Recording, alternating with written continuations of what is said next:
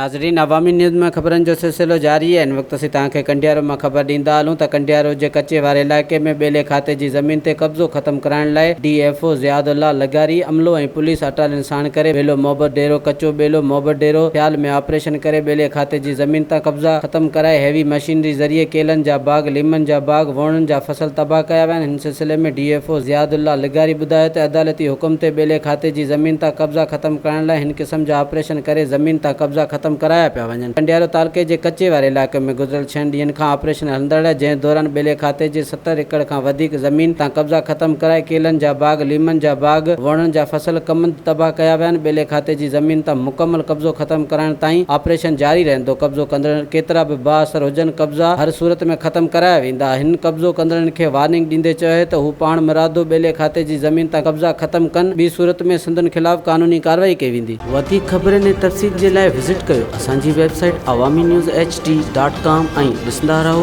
Awami news HD।